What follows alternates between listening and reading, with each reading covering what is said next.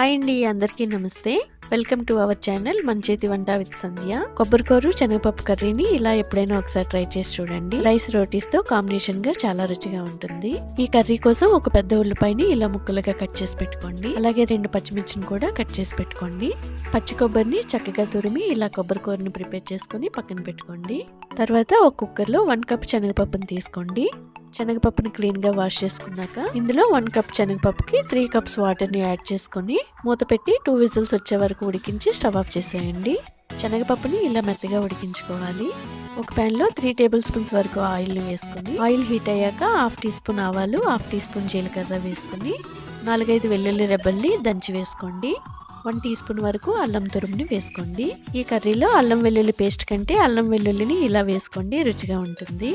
ఇప్పుడు మనం ముందుగా కట్ చేసి పెట్టుకున్న ఆనియన్ పచ్చిమిర్చిని వేసుకొని వేయించుకోవాలి. ఇందులో కొద్దిగా కరివేపాకును కూడా వేసుకొని ఆనియన్స్ కలర్ చేంజ్ అయ్యే వరకు చక్కగా వేయించుకోండి. ఇందులో 1/2 టీ స్పూన్ పసుపును కూడా వేసుకొని వేయించుకోవాలి. ఇలా ఆనియన్స్ చక్కగా వేయించుకున్నాక మనం ముందుగా తురిమి పెట్టుకున్న పచ్చి కొబ్బరి తురుమును వేసుకోవాలి. ఇదంతా కలిసేటట్టు కొద్దిసేపు వేయించుకున్నాక మూత పెట్టి 2 నిమిషాల పాటు మగ్గించుకోవాలి. కొబ్బరి తురుము ఇలా కొద్దిగా సాఫ్ట్గా అయ్యాక మెత్తగా ఉడికించుకున్న శనగపప్పుని ఇందులో యాడ్ చేసుకోండి.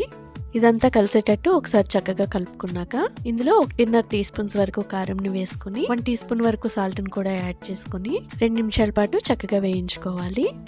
ఇందులో 1 గ్లాస్ వాటర్ని యాడ్ చేసుకుని మూత పెట్టి లో టు మీడియం ఫ్లేమ్లో 10 నిమిషాల పాటు కుక్ చేసుకోండి. ఈ విధంగా కర్రీ దగ్గర పడే వరకు కుక్ చేసుకున్నాక లాస్ట్లో కొత్తిమీరని యాడ్ చేసుకొని స్టవ్ ఆఫ్ చేసేయండి.